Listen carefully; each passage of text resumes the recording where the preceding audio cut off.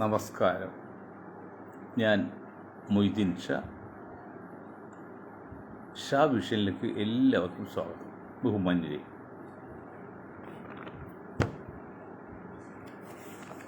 ഈ ഗസയിലെ യുദ്ധത്തോടനുബന്ധിച്ച് അറബി നാടുകൾ എല്ലാം ചേർന്ന് ഇത് മുൻപ് പല പല സംഘടനകൾ ഉണ്ടാക്കിയിട്ടുണ്ട്. കഴിഞ്ഞ ദിവസം പുതിയൊരു സംഘടനയ്ക്ക് രൂപം കൊടുക്കണം, നാറ്റോ മോഡൽ. ഇതിൻ്റെ മുഴുവൻ പേരും ആയോ എന്നൊരു സംശയമാണ്. ഞങ്ങൾക്ക് നിർദ്ദേശിക്കാനുള്ളത്, നാറ്റോ മോഡലൊക്കെ തെറ്റില്ല, നടക്കട്ടെ.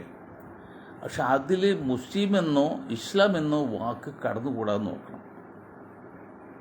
വളരെ ഇമ്പോർട്ടൻ്റ് മാറ്ററാണ്.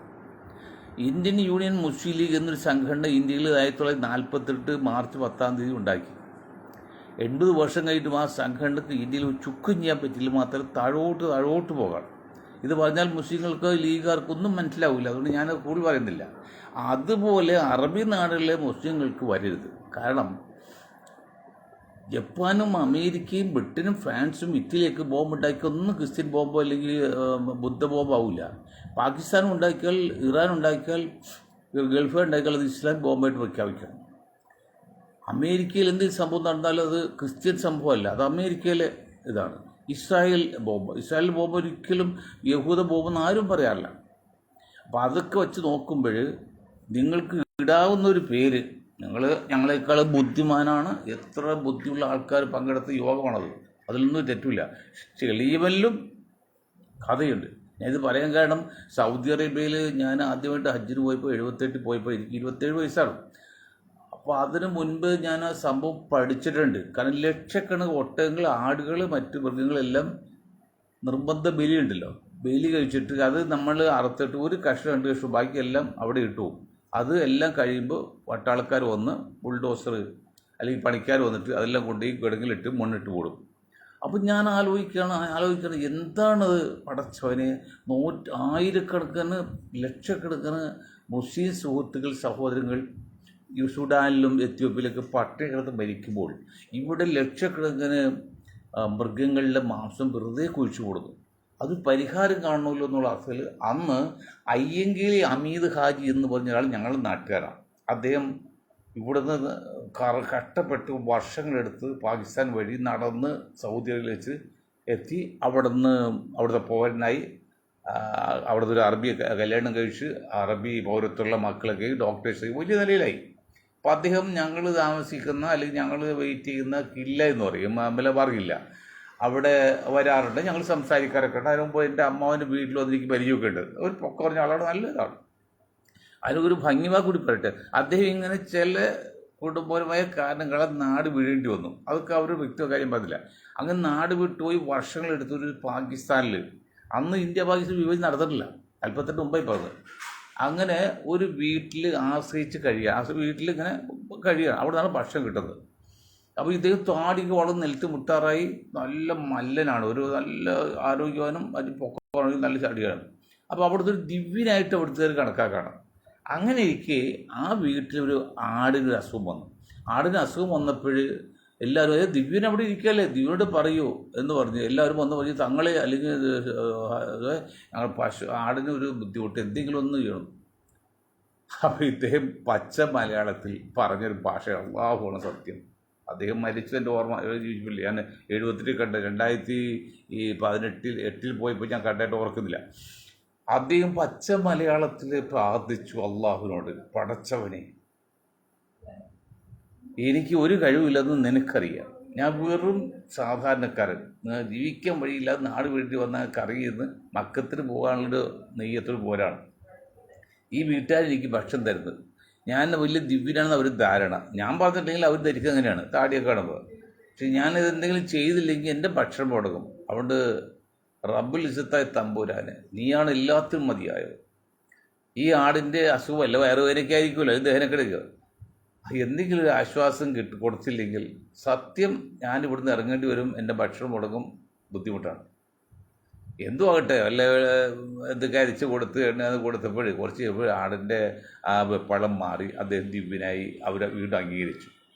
ഇത് പറഞ്ഞ കൂട്ടത്തിൽ വേറെ കാര്യം പറഞ്ഞു, വഞ്ചന ചെയ്തില്ല. അള്ളാഹുവോട് പച്ച മലയാളത്തിൽ പറഞ്ഞിട്ട് അയാൾ വേറെ കാര്യം എൻ്റെ ശബ്ദം കേൾക്കുന്ന ആരെങ്കിലും മലയാളികളുണ്ടെങ്കിൽ എന്നെ ഒറ്റുകൊടുക്കരുത്, ഞാൻ നിൽക്കുകളില്ലാതെ പറഞ്ഞാണത്. എന്തുകൊണ്ടാ അത് അള്ളാഹു വഴിയാത്രക്കാരൻ്റെയും ദുഃഖിതൻ്റെയും നിസ്സഹൻ്റെയൊക്കെ അപേക്ഷ അള്ളാഹു സ്വീകരിക്കുന്ന ഖുർആനും ഹദീസൊക്കെ ഉണ്ട്. അവിടെ അത് സ്വീകരിച്ചായിട്ട് പറയുന്നത്. എന്തുകൊട്ടെ അങ്ങനെ ചെന്നപ്പോൾ ഇതിങ്ങനെ നശിപ്പിച്ച് കളയട്ടെന്ന് പറഞ്ഞ് അദ്ദേഹത്തെ പറഞ്ഞ് അദ്ദേഹം മുഖേന അവിടുത്തെ ഉന്നതാധികാരിയിലെത്തി. ഇതിൽ പിറ്റേ വർഷം 1979 മുതൽ വരുന്ന എല്ലാ മൃഗങ്ങളിലെയും അത് സ്റ്റോക്ക് ചെയ്ത് ക്ലീൻ ചെയ്ത് സെമി ബോയിൽ ചെയ്ത് ടിന്നിലാക്കി സൗദി അറേബ്യയുടെ ചെലവിൽ ഈ എത്യോപ്യ, സുഡാൻ പോലെ അറബി രാജ്യം കൊടുത്തു തുടങ്ങി. ഞാൻ വലിയവനായിട്ടില്ല. എൻ്റെ ആത്മാർത്ഥ, എൻ്റെ ഉദ്ദേശബുദ്ധി അള്ളാഹുവിന് അറിയാവുന്നതുകൊണ്ടും ഇദ്ദേഹം മുഖേന അവിടെ എത്തിച്ചേരുമ്പോഴാണ്. അതുപോലെ പറയാൻ ഇന്ന് എനിക്ക് സൗകര്യമില്ല. ഞാനിപ്പോൾ ഇന്ത്യയിൽ നിൽക്കുകയാണ്, ഗൾഫിലൊന്നുമില്ല. അന്നുകൊണ്ട് ഗൾഫിലാണ് പോയത്. അപ്പോൾ ഏതായാലും ഒരു കാര്യം ചെയ്യാം, നിങ്ങൾ അറബികളെ, ഗൾഫുകാരെ, നിങ്ങൾക്ക് ചെയ്യാവുന്ന പേര് ഗൾഫ് അറേബ്യൻ ട്രീറ്റി ഓർഗനൈസേഷൻ. മറ്റ് നാറ്റോ ആണെങ്കിൽ ഇത് ഗാട്ടോ ആണ്, ഗാട്ടോ ആകാം, കുഴപ്പമില്ല. അതിൽ ഒരു കാരണവശാലും മുസ്ലിം എന്നോ ഇസ്ലാം എന്നോ വാക്ക് ചേരാതെ ഇരിക്കണം. മറ്റാരും ഒരു ജാതി പേര് ചേർത്തിട്ടില്ല. അത് പ്രത്യേകം ശ്രദ്ധിക്കണമെന്ന് പറയണം. ഇനി അമേരിക്കയുടെ അഫ്ഗാനിസ്ഥാനിലെ ചോദ്യമില്ലേ, ബഗ്രാം തുറമുഖം അല്ലെങ്കിൽ വിമാനത്താവളം ചൈനയ്ക്കും പാകിസ്ഥാനൊക്കെ അടുത്ത് കിടക്കുകയാണ്. അപ്പോൾ ചൈനയായിട്ട് എതിർക്കാനും യുദ്ധം ചെയ്യാനൊക്കെ വളരെ ആവശ്യമാണ്. ഞങ്ങൾക്ക് വിട്ടു തരണമെന്ന് അമേരിക്ക ആവശ്യപ്പെട്ടു. നിങ്ങൾ പറയുന്ന മണ്ടന്മാർ, അക്ഷാഭ്യാസം ഇല്ലാത്ത കാട്ടറബികളായ ആ അഫ്ഗാനിസ്ഥാൻ നേതാക്കൾ ഘട്ടായം പറഞ്ഞ് നടക്കില്ല, അത് ഇറ്റ്സ് ഇമ്പോസിബിൾ. അങ്ങനെ മുഖത്ത് നോക്കി പറയാൻ തെറ്റിയ ധൈര്യം ഗൾഫ് രാഷ്ട്രങ്ങൾ, അറേബ്യൻ രാഷ്ട്രങ്ങളിലെ നേതാക്കൾ നിങ്ങൾക്കുണ്ടോ? നിങ്ങൾക്കുണ്ടെങ്കിൽ ചെയ്യുന്നതാണ്. നിങ്ങൾ എൻ്റെ രാജ്യം വിട്ട് നിങ്ങൾ പോയി നിങ്ങളുടെ സംരക്ഷണം വേണ്ട എന്ന് പറഞ്ഞ് മാറ്റല്ലേ നിങ്ങൾ ചെയ്യുന്നുണ്ടോ? ചെയ്യണം. തന്നെയുമല്ല, വേറൊരു കാര്യം പറയാം. മറ്റ് ഏതൊരു രാജ്യത്തെ ജനങ്ങളെക്കാൾ മനുഷ്യത്വമുള്ള സ്നേഹത്തിൻ്റെ ഉടമകളായ ആൾക്കാണ് ഇന്ത്യയിലെ ഹിന്ദു സമുദായങ്ങൾ. വല്ല സംശയമുണ്ടോ? ഒരു സംശയമില്ല. ഞാൻ പറഞ്ഞല്ലോ, പ്രജകളുടെ കഷ്ടപ്പാട് കണ്ട് ഹാർട്ട് അറ്റാക്ക് നെഞ്ചുരുകി മരിച്ച ഹിന്ദു രാജാക്കന്മാരുടെ രാജ്യമാണ് നമ്മുടേത്. ഇവിടെ എങ്ങനെയാണ് ഹിന്ദു വിഭാഗത്തിൽ ഒരു വിഭാഗത്തെ ട്രെയിനിങ് കൊടുത്ത് പരിശീലനം നൽകി മുസ്ലിങ്ങൾക്കെതിരെ അല്ലെങ്കിൽ ന്യൂനപക്ഷങ്ങൾക്കെതിരെ അല്ലെങ്കിൽ കമ്മ്യൂണിസ്റ്റിനെതിരെ വളർത്തിക്കൊള്ളുന്നത്? അതാണ് ബ്രിട്ടൻ്റെ നെറികേടെന്ന് വന്നത്. കാരണം അന്യൊരു രാജ്യം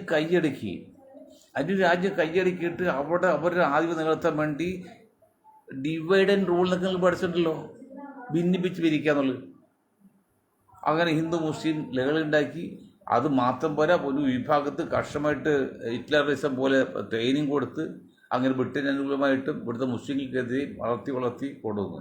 ആ ഒരു വിഭാഗം ജനത കഴിച്ചാൽ ഇന്ന് ബാക്കിയുള്ള ഇപ്പോഴത്തെ അവസ്ഥയിൽ 70-75% ഹിന്ദു സമുദായങ്ങളും യാതൊരു കുഴപ്പമില്ല അല്ല, നിങ്ങൾക്കറിയാം. പക്ഷേ ഈ 25% 20% എന്താ കുഴപ്പം?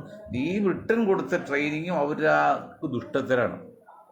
നിങ്ങളൊരു കാര്യം മനസ്സിലാക്കണം, നൂറ്റാണ്ട് ഇവിടെ മുഗൾ ചക്രവർത്തി മുസ്ലിം രാജാക്കന്മാർക്ക് ഭരിച്ചിട്ടുണ്ട്.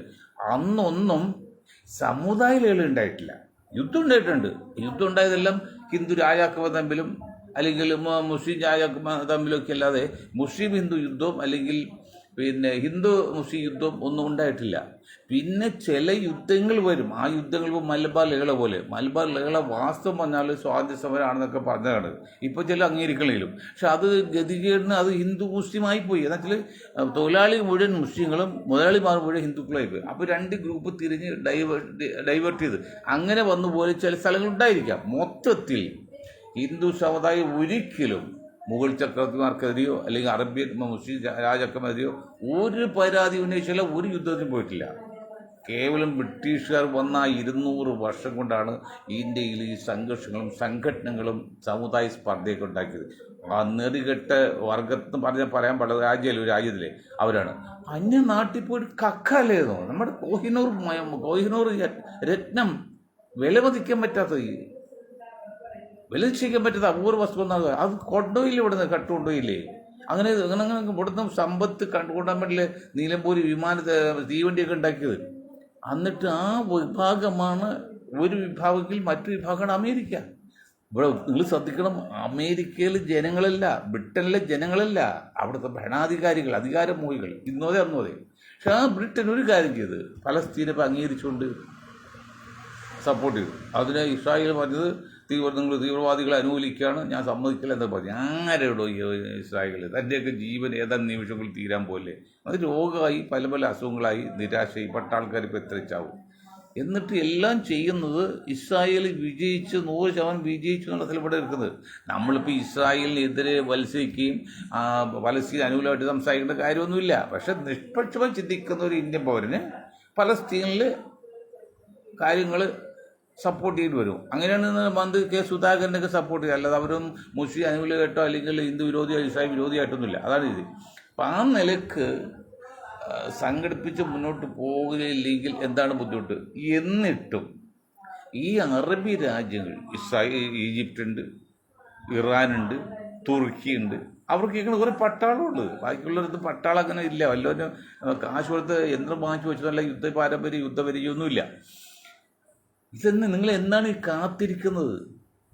എല്ലാം ഒന്നിന് ശേഷം ഇപ്പം ചെയ്യുന്ന പറഞ്ഞാൽ ഇറാൻ പറയുന്നു, ഈജിപ്റ്റ് പറയുന്നു, പിന്നെ മറ്റു പലരും പറയുന്നുണ്ട്, തുർക്കിയും പറയുന്നു. നിങ്ങൾ ആരെ ബോധിപ്പിക്കാനാണ്? എന്തെങ്കിലും ചെയ്താൽ അവിടുത്തെ ജനങ്ങളെ സംരക്ഷിക്കുന്നേ, ജീവൻ രക്ഷിക്കുന്നേ. കാരണം ലോക രാഷ്ട്രങ്ങൾ 90% കൂടുതലും ഇസ്രായേലിനെ എതിർത്ത് സംസാരിക്കുകയും പലസ്തീനും ഗസയ്ക്ക് അനുകൂലം നിന്നിട്ടും ഇസ്രായേലിൻ്റെ അക്രമത്തിൽ ഈ നിരപരാധികളെ മനുഷ്യരെ കൊന്നിട്ട് അതിന് ഒരു തടയിടാൻ പറ്റാത്തത്. അതാണ് ഞാൻ പറഞ്ഞത്, അമേരിക്ക നയിക്കുന്ന ഐക്യരാഷ്ട്ര സംഘടന പിരിച്ചുവിടും. ഞാൻ മുസ്ലിങ്ങളോട്, അറബികളോട് 3 പോയിന്റ് പറഞ്ഞു. ഒന്ന്, നിങ്ങൾ നിങ്ങളുടെ രാജ്യത്ത് നിന്ന് അമേരിക്കയെ മാറ്റണം. വഴക്കുണ്ടാക്കണം, തെറ്റിട്ടാങ്കല്ല. ഇനി അമ്മ പോയിക്കോ, ഞങ്ങൾ നോക്കിക്കോളാം എന്ന് പണ്ട് രാജീവ് ഗാന്ധി പറഞ്ഞ പോലെ നിങ്ങൾ പിന്നെ ആക്കണം. മറ്റൊന്ന്, ലോക ബാങ്കിൽ കിട്ടുന്ന പണം നിങ്ങൾ പിൻവലിക്കണം. മൂന്നാമത് കാര്യം പറഞ്ഞല്ലോ, എന്താണ്? ഐക്യരാഷ്ട്ര സംഘടനയിൽ നിന്ന് നിങ്ങൾ അംഗത്വം മാറ്റണം. അപ്പോൾ ലോക ബാങ്കിൽ നിന്ന് പണം പിൻവലിക്കണം, ഐക്യരാഷ്ട്ര സഭയിൽ നിന്ന് നിങ്ങൾ പിന്മാറണം, അമേരിക്ക പുറത്താക്കണം. ഈ 3 കാര്യം ചെയ്താൽ മാത്രമേ നിങ്ങൾക്ക് വിജയിക്കാൻ പറ്റുള്ളൂ. അപ്പോൾ അമേരിക്ക മുട്ടുമുടക്കും. അത് നിങ്ങൾക്ക് കപ്പാസിറ്റി ഇല്ലെങ്കിൽ, അതാ ഞാൻ പറഞ്ഞത്, കിഴക്കൻ രാജ്യങ്ങൾ റഷ്യയും ചൈനയും ഇന്ത്യയും പിന്നെ കൊച്ചു രാജ്യമുണ്ടല്ലോ ഉത്തര കൊറിയ, അവരൊക്കെ പിന്തുണയും സഹായം ചേടാവുന്നതാണ്. ഇതൊക്കെ ചെയ്യുമ്പോഴും ഞാൻ ഇന്നലെ പറഞ്ഞ് വീട്ടുകാർ ഞാൻ പറയാണ്, നിങ്ങൾ സംഘടിച്ചോ അതൊന്നും കുഴപ്പമില്ല. പക്ഷെ നിങ്ങൾ ഒരിക്കലും ഇന്ത്യ പാകിസ്ഥാൻ ഒരു അഭിപ്രായ വ്യത്യാസം ഉണ്ടായാൽ നിങ്ങൾ ഒരു പക്ഷം പിടിക്കരുത്, അവിടെ നിങ്ങൾ നിഷ്പക്ഷം പിടിക്കാവുള്ളൂ. മറ്റൊന്ന്, ഏറ്റവും കൂടുതൽ മുസ്ലിങ്ങളുടെ രാജ്യം എന്ന നിലയിൽ ഇനി നിങ്ങളുടെ യോഗം വിളിക്കുമ്പോൾ കേന്ദ്ര ഗവൺമെൻറ് സമ്മതത്തോടുകൂടി ഇന്ത്യയിൽ നിന്ന് മുസ്ലിം ബാധിത്വം ഉണ്ടായിരിക്കണം. അത്രയും കാര്യങ്ങൾ നിങ്ങൾ ചെയ്യണമെന്ന് പറയാണ്. ഇതിന് പുറമെ അപ്പോൾ അത് അങ്ങനെ പറഞ്ഞ് നിൽക്കുകയാണ്. കൂടുതലൊന്നും പറയുന്നില്ലേ, പറഞ്ഞിട്ട് എല്ലാവർക്കും അറിയാമല്ലോ. ഇതിന് പുറമെയാണ് ഈ കേരള രാഷ്ട്രീയത്തിലൂടെ പറയാം. ഇതൊരു മനഃശാസ്ത്ര കൂട്ടായ്മ ഞാൻ പറഞ്ഞല്ലോ. നമ്മൾ ലാബിൽ ടെസ്റ്റ് ചെയ്യാൻ കൊടുത്താൽ ലാബുകാർക്കവിടെ ഒന്നും ചെയ്യാനില്ല. മെഷീൻ കാണിക്കുന്നത് റിസൾട്ട് തരാൻ മാത്രമല്ല, ലാബിനോടൊന്നും ചെയ്യാൻ അധികാരമില്ല. ലാബിൽ തൊഴിലാളികൾക്കൊന്നും ചെയ്യാൻ അവകാശമില്ല, സാധ്യതയില്ല. മെഷീനാണ് തീരുമാനിക്കുക. അതുപോലെ ഞങ്ങൾ അതൊരു മനഃശാസ്ത്രമാണ്. അല്ല, ഞങ്ങൾക്ക് ആരും താല്പര്യം എതിർപ്പില്ല. ജയശങ്കർ ജുവലേയും പറഞ്ഞ് UDF LDF അധികാരത്തിൽ വരാൻ സാധ്യതയുണ്ട്, ഒരു 1000 അങ്ങനെ വരുമോ, പിന്നെ UDF ആണെങ്കിൽ ഒരു 1000 മുഖ്യമന്ത്രി ആവുന്നു. അത് അദ്ദേഹം പറഞ്ഞു. ഇപ്പോൾ വെള്ളാപ്പള്ളി പറഞ്ഞ് LDF അധികാരത്താണ്. ഇന്ന് വേറെ ആൾ പറഞ്ഞ് BJP ആഗ്രഹിക്കുന്നത്, അത് പിന്നെ ഈ ജയശങ്കർ ആഗ്രഹിക്കുന്നത് LDF 3ാം അധികാരം വരാൻ വേണ്ടിയാണ്. അതിൽ പല തത്വമുണ്ട്. പക്ഷെ ഇങ്ങനെയൊക്കെയാണെങ്കിലും LDF അതോടെ നശിച്ചു പോകുന്നതുകൊണ്ട് LDF നിലനിർത്താൻ വേണ്ടിയും UDF അധികാരത്തിൽ കയറ്റാൻ വേണ്ടി ഞങ്ങൾ അശ്രാന്ത പരിശ്രമം നടത്തുമ്പോൾ ഞങ്ങൾക്ക് കിട്ടും ചില രഹസ്യ വിവരങ്ങൾ, ചില രഹസ്യ പിന്നെ കണക്കുകൾ അത് വളരെ മോശമായിട്ടാണ് UDF. എന്താ കാര്യം അറിയോ? ഞാൻ പറഞ്ഞുതരാം, നിങ്ങൾ കേട്ടോളൂ. പ്രത്യേക ആരോടും വെറുപ്പില്ല. സത്യത്തിന് മുഖം വികൃതമായതുകൊണ്ട് പറയുമ്പോൾ ചിലർ ഇഷ്ടപ്പെടും. ഇവിടെ വെച്ചാൽ നമ്മൾ മുഖത്ത് ഒരു രാജാവ് 2 മക്കൾ, ആ 2 മക്കളിൽ ഒരു 2 പേരോട് പറഞ്ഞ് മോനെ പോയി റോസാത്തോട്ടം നനക്കാൻ. മൂത്ത മകൻ പറഞ്ഞ് ഞാൻ പോകാം അച്ഛാ. അച്ഛൻ പോയില്ല, ആ മകൻ പോയില്ല. രണ്ടാമത്തെ പറഞ്ഞു ഞാൻ പോകില്ല അച്ഛാ, അവനും പോയില്ല. ഇതിൽ ആരാണ് നല്ലതെന്ന് ചോദ്യമുണ്ട്. അച്ഛനെ തൃപ്തിപ്പെടുത്താൻ വേണ്ടി അച്ഛനോട് പ്രഥമദൃഷ്ടി എതിർക്കായിരുന്ന മകനല്ലേ നല്ലത് എന്ന് ഒരു ചോദ്യമുണ്ട്. മറ്റൊരു സത്യം തുറന്ന് പറഞ്ഞ് രണ്ടാമത്തെ മകനിൽ നല്ലത്. രണ്ടിലും ചില പോയിട്ടുണ്ട്. അതിപ്പോൾ ഏതാണെന്നറിയോ? ഒരു കാരണം ഉത്തരം കിട്ടി. മുട്ടയാണോ കോഴിയാണോ മൂത്തുള്ളതിനിപ്പോൾ DNA നോക്കിയപ്പോഴും കോഴിയാണോ മൂത്തതിന് ശേഷം മുട്ടയുണ്ടായത് പറഞ്ഞിട്ടുണ്ട്. അതുപോലെ ആദ്യം പറഞ്ഞവൻ അച്ഛനെ എതിർക്കത്തില്ല എന്നുള്ളൂ, പക്ഷെ രണ്ടാമത് പറഞ്ഞവൻ സത്യം പറഞ്ഞു. അതുപോലെ ഞങ്ങൾ സത്യം പറയുന്നത് ആരും മുഖം നോക്കാനല്ല, കേവലം 100 വോട്ട് ചെയ്താൽ 1 വോട്ട് മാത്രം കിട്ടുന്ന നായർ സമൂഹം കേരളത്തിൽ കണക്കുകളാണ് നിങ്ങൾക്കറിയാം, ആർക്കും ചെക്ക് ചെയ്യാം. ആ 100 വോട്ട് വന്ന് കഴിയുമ്പോൾ 1 വോട്ട് മാത്രം UDF കിട്ടുന്ന ആ സമുദായത്തിൽ 6 പേര് 7 പേര് മുഖ്യമന്ത്രി പരസ്യമായിട്ട് രഹസ്യമായിട്ട് ആഗ്രഹിക്കുകയാണ്. അങ്ങനെ അവർ മാത്രം മുഖ്യമന്ത്രി ആഗ്രഹിക്കുന്ന ആ ഒരു മത്സരത്തിനിടയിൽ പബ്ലിക് അല്ലെങ്കിൽ UDF സപ്പോർട്ട് ചെയ്ത് പലർക്കും ചില നീരസമുണ്ട്. അതുകൊണ്ട് അവരൊക്കെ ചിലപ്പോഴും മറിച്ച് ചിന്തിക്കാൻ ഒരു സാധ്യതയുണ്ടെന്ന് ഇനിയെങ്കിലും വിഡ്ഢികളായി നിങ്ങൾ മനസ്സിലാക്കണം. നിങ്ങൾ മുഖ്യമന്ത്രി ആയിക്ക് കുഴപ്പമില്ല, പക്ഷേ നിങ്ങൾ നിർബന്ധം പിടിക്കരുത്. അതുകൊണ്ട് നിങ്ങൾ കരുക്കൾ നിൽക്കരുത്. സതീശൻ കരുക്കൾ നിൽക്കുന്നു, രമേശ് കരുക്കൾ നിൽക്കുന്നു, KC കണക്ക് നിൽക്കുന്നു, ശശി തരൂർ ഇപ്പോഴത്തെ പെറ്റിങ്ങിലാണ്, പിന്നെ മുരളീധരൻ ഉണ്ട്, തിരുവഞ്ചൂർ രാധാകൃഷ്ണൻ ഉണ്ട്, അവരൊക്കെ ഉണ്ട്. ഇവരെല്ലാം യോഗ്യതയുള്ളവരാണ്, യോഗ്യതയില്ലെന്ന് നമ്മൾ പറയുന്നില്ല. പക്ഷെ നിങ്ങൾ മുഖ്യമന്ത്രിയാകാൻ വേണ്ടി രഹസ്യമായിട്ടും പരസ്യമായിട്ടും കളിച്ചാൽ ആ കളിയുടെ അപകടമാണ്. കഴിഞ്ഞ പ്രാവശ്യം ഈ 4 മുഖ്യമന്ത്രി സ്ഥാനാർത്ഥിക്കാരാണ് 20 സീറ്റ് പോയി. കോൺഗ്രസ് കിട്ടിയ 20 സീറ്റാണ് പോയത്. 4 ആണ്. മറ്റൊന്ന് ജയശങ്കർ ഒരിക്കലും ഇന്നലെയും പറഞ്ഞു, പിന്നെ ക്രിസ്ത്യാനികൾ കുറേ പേര് LDF അനുകൂലമായിട്ടുണ്ട്, അവർക്ക് പഴയതുപോലെ കമ്മ്യൂണിസ്റ്റ് വിരോധമില്ലാത്തത് ഒരു ചെറിയ ശതമാനമാണ്. പക്ഷെ എൻ്റെ ജയശങ്കർ വയ്ക്കില്ലേ, ഞാൻ അങ്ങോട്ട് വീണ്ടും പറയണം, എങ്ങനെയാണ് ഇപ്പോൾ ലൈവായിട്ടുള്ളത്, അതുകൊണ്ടാണ് പറയുന്നത്.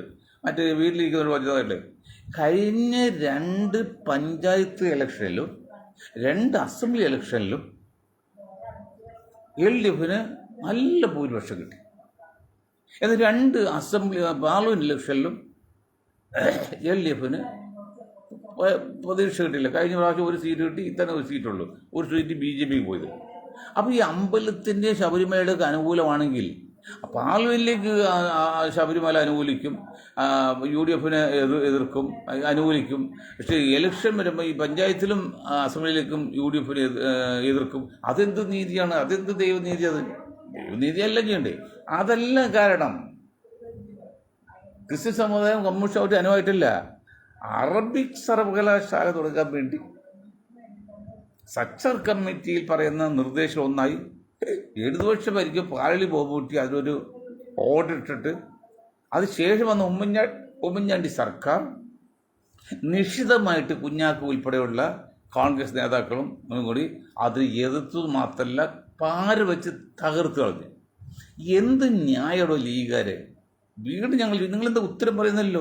എന്ത് ന്യായമാണ്? അറബിക് സർവകലാശാല തുടങ്ങാതിരിക്കാൻ വേണ്ടി നിങ്ങൾ ന്യായം എന്താണ് ജനങ്ങളെ ബോധ്യപ്പെടുത്തണം.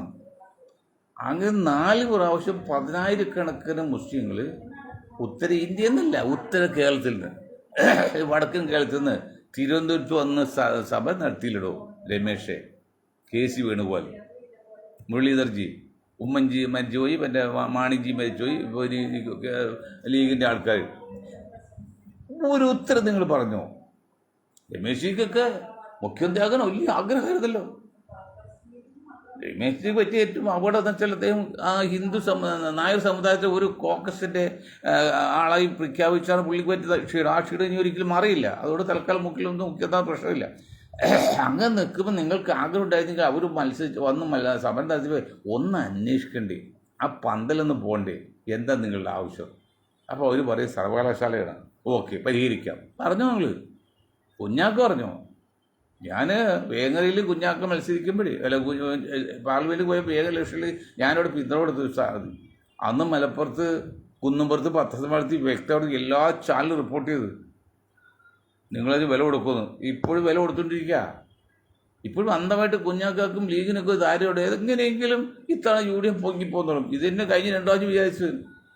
അങ്ങനെ വന്നപ്പോൾ അതിൽ പിന്നെ വിഷമം കൊണ്ട് ഒരു 2% മലബാറിൽ മുസ്ലിങ്ങൾ, കേരളത്തെ മുസ്ലിങ്ങളല്ല, പല മുസ്ലിങ്ങൾ ഒന്ന് യു ഡി എഫിനെ ഒന്ന് മറച്ചു കുത്തി.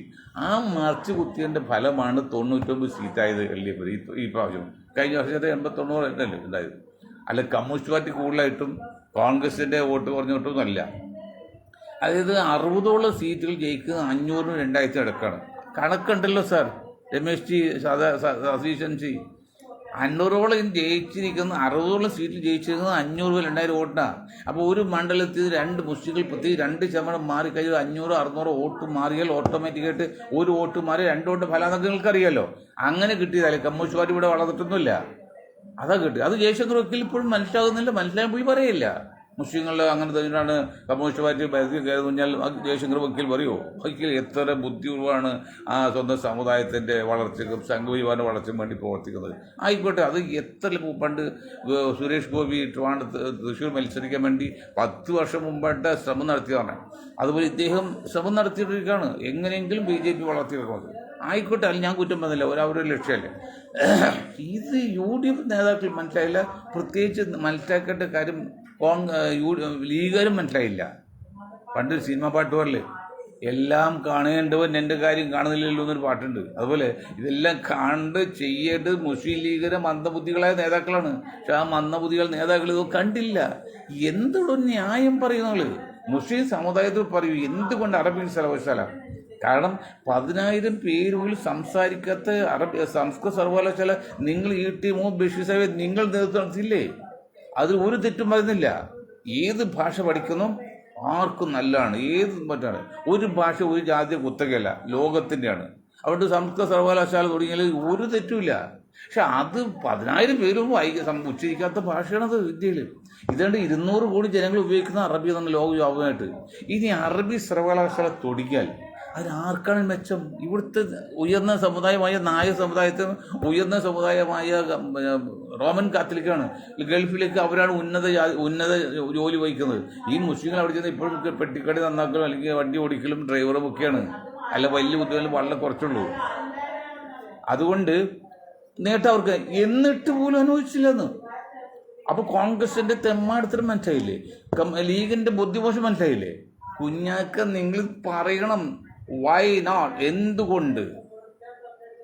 അറബിക് സർവകലാശാല നിങ്ങൾ എതിർത്തു, പാര വെച്ചുള്ളതിന് നിങ്ങൾ ഉത്തരം കേരളത്തിലെ മുസ്ലിം സമുദായത്തോടും മറ്റ് ഇതര സമുദായങ്ങളോടും പരസ്യമായിട്ട് സൂചിപ്പിച്ചില്ലെങ്കിൽ ഈ വരുന്ന ഇലക്ഷനിലും നിങ്ങൾക്ക് അപകടമാണ്. ഞങ്ങളൊരു സ്റ്റാറ്റിസ്റ്റിക്കൽ സർവേ നടത്തിയാൽ മുസ്ലിങ്ങൾ ആ ഒരു നീരസം ഇപ്പോഴും മാറിയിട്ടില്ല. രാഷ്ട്രീയം ഇല്ലാത്തവർക്ക്, രാഷ്ട്രീയമുള്ളവർക്ക് കള്ളന്മാരായാലും ഏത് മുന്നണി നിൽക്കുക കള്ളന്മാരായതുകൊണ്ട് എൻ്റെ മുന്നണി പറയുന്ന എല്ലാ തെറ്റും ഞാൻ ആലോചിക്കണം, എൻ്റെ എതിർ മുന്നണി പറയുന്ന എല്ലാ ശരി എതിർക്കും. അതുകൊണ്ടാണ് നമ്മൾ മുന്നിൽ നിൽക്കാത്തത്. അപ്പോൾ മുന്നിൽ നിൽക്കുന്ന കള്ളന്മാർ ഏത് ജാതിയാണ് അവർക്ക് കുഴപ്പമില്ല. അല്ലെങ്കിൽ ഇപ്പോൾ കമ്മ്യൂണിസ്റ്റ് പാർട്ടി നടക്കുന്ന കാര്യമുണ്ട്, എത്ര ഇതായിരുന്നിട്ടും അത് മാറുന്നില്ലല്ലോ, അവർക്ക് അധികാരം കിട്ടിയാൽ മതി.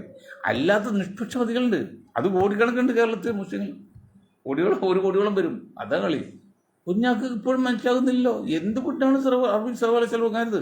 ഇത് എന്നോട് 10,000 ചോദിക്കുകയാണ്, എനിക്ക് ഉത്തരം പറയണ്ടേ? അതുകൊണ്ട് ദയവ് ചെയ്ത് ഈ 100 പേര് വന്ന് വോട്ട് ചെയ്യുമ്പോൾ ഒരു വോട്ടാണ് നായർ സമുദായത്തിന് കോൺഗ്രസ് അല്ലെങ്കിൽ UDF കിട്ടുന്നെങ്കിൽ നിങ്ങൾ മത്സരിച്ച് വാശി പിടിച്ച് മുഖ്യമന്ത്രിയാകാൻ ശ്രമിച്ചാൽ അള്ളാഹുവാണ് സത്യം, ദൈവമാണ് സത്യം, UDF അത് ക്ഷീണം ചെയ്യും. ഇപ്പോൾ അന്തോണി വന്നു തുടങ്ങി പറക അത് അപകടമാണെന്ന് മനസ്സിലായല്ലോ. 10-7 പേര് അനുകൂലം ഉണ്ടെങ്കിൽ അവർ വീണ്ടും ഇപ്പോൾ കോൺഗ്രസ് എതിരാണ്. അങ്ങനെ എല്ലാവരും എതിർപ്പുണ്ടാക്കാൻ അല്ലെങ്കിൽ ബുദ്ധിമോശം കാണിക്കാൻ നേതാക്കൾക്ക് അറിയാവുള്ളൂ. അല്ല 10 വോട്ടുണ്ടാക്കാനുള്ള മാർക്കൊന്നും ഈ അന്തോണിക്ക് ഇത്തിരി അറിയില്ലല്ലോ. ഞാൻ അന്തോണിക്ക് നാളെ പറഞ്ഞു, നിങ്ങൾ ദയവ് ചെയ്ത് എന്തെങ്കിലും സ്നേഹം കോൺഗ്രസിനോട് രാജ്യത്തോട് ഉണ്ടെങ്കിൽ നിങ്ങൾ മിണ്ടാതിരിക്കുക, വള്ള കഞ്ഞി കുടിച്ച് വീട്ടിലിരിക്കും. ഈ UDF എങ്കിലും അധികാരത്തിൽ കയറ്റിക്കോട്ടെ. പക്ഷെ അത് ഇപ്പോൾ വാങ്ങി തുടങ്ങി. അങ്ങനെ പലരും ശബ്ദിച്ചു തുടങ്ങി. അവർ ഈഴ വിഭാഗത്തിൽ അവർ പറയാൻ നിർത്താണ് സമയം വരെ. ഈഴ വിഭാഗം 21% ഉണ്ട് പറഞ്ഞല്ലോ. അതിൽ 80% ആർക്കടെ വോട്ട് ചെയ്യുന്നത്? കമ്മ്യൂണിസ്റ്റ് പാർട്ടിക്കല്ലേ. അതിൽ വലിയ മാറ്റം വന്നിട്ടുണ്ടോ? ബാക്കി അത് ഇത്തവണ 90% ആവും. ബാക്കി 10%. അപ്പോഴും 100 ഈഴമെന്ന് വോട്ട് ചെയ്യാൽ ഒരു ഈഴവനാണ് വോട്ട് ചെയ്യുന്നത്.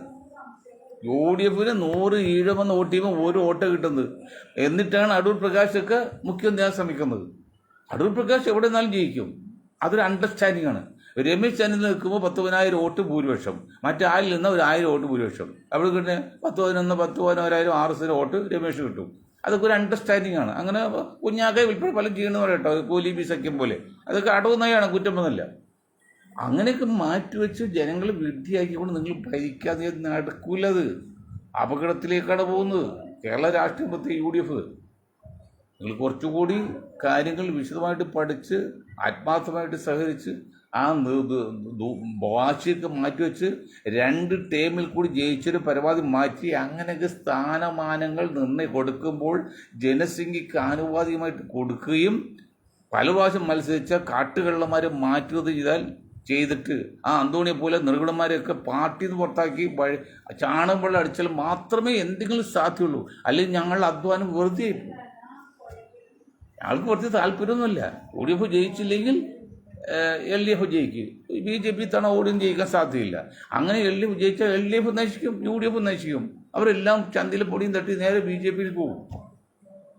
അതുകൊണ്ടാണത്, അല്ല വേറെ കാര്യമല്ല. അപ്പോൾ ഇത്രയും കാര്യങ്ങൾ പറഞ്ഞുകൊണ്ട് ഞാനെൻ്റെ വാക്കുകൾ നിർത്താൻ നിങ്ങൾക്ക് ഒരായി നന്ദി. ജയ് ഹിന്ദ്.